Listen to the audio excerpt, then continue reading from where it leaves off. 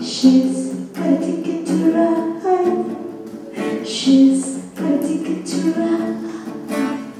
She's got a ticket to ride. And she doesn't fucking care. For me, the most important thing is to have an experience in which we can all, that me and a group of actors can come together to explore something that we don't know is possible. That's what the Ecole is. It's a real opportunity just to begin a process, I suppose, and to have the courage to explore ideas that otherwise we might not have been able to explore. Because often when you are working with something, with an idea, or when you begin a devising process, you have to make a show at the end. So there's a constant pressure to make a show. And one of the great things about this is that we can explore ideas in a very sort of open and genuine way, without knowing that at the end of the 5 or 6 weeks, we have to show something that a public's going to come and see and that a press is going to review. So what that does is it allows us to, I suppose, be a little bit braver about the kind of things that we can try. And of course, with that comes difficulties. It's so famous. It's really famous in Italy and in Lisbon too. Yeah, that's the point. So pretty, give it to me, just say to me, say to me, give it to me. A company that comes from 4 different countries with 4 different languages.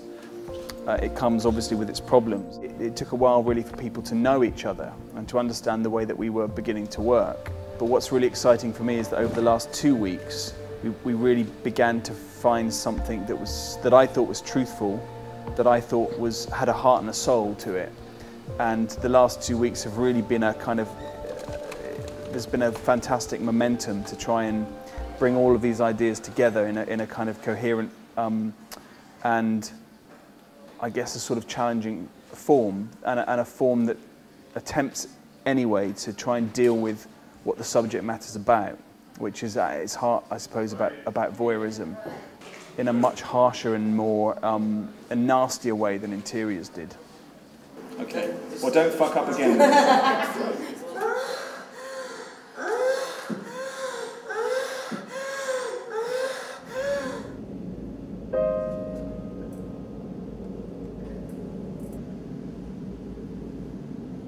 So we began really with two different things. Firstly, this idea of a documentary about a young woman who goes to America to try and become a porn actress, and it's about the decisions that she makes along the way and how each of those decisions hardens her to the next decision, and in the end, I think, sort of fractures her from herself.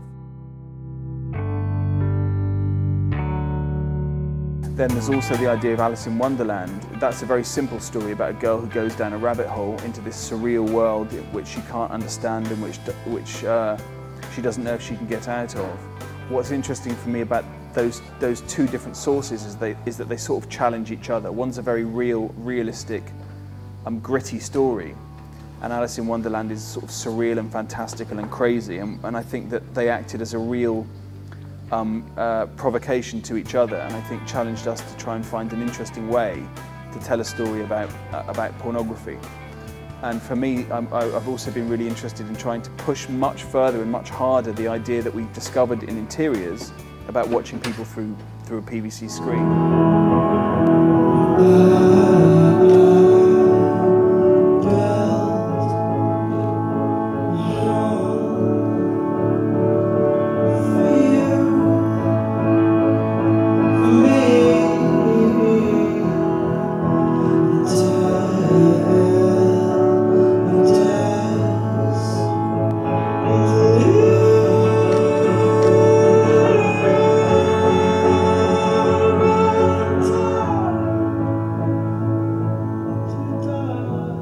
See if we could tell a more dramatic, even a more narrative story, and to try and discover whether that's possible. So in the end, we come back to this world of this word of possible and the idea of what's possible, and the opportunity that the École de Maîtres gave to me as an artist was to really try and have that experience? Is it possible to make this show? Is it possible to tell this story? Falling down in silence to the ground.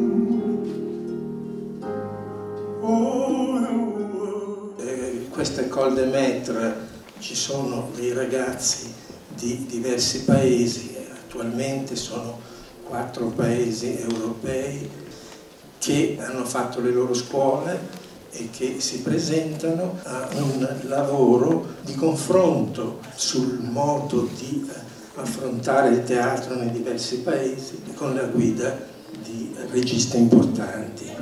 Mi piace essere qua a presentare perché è la prima volta che l'École arriva a Napoli.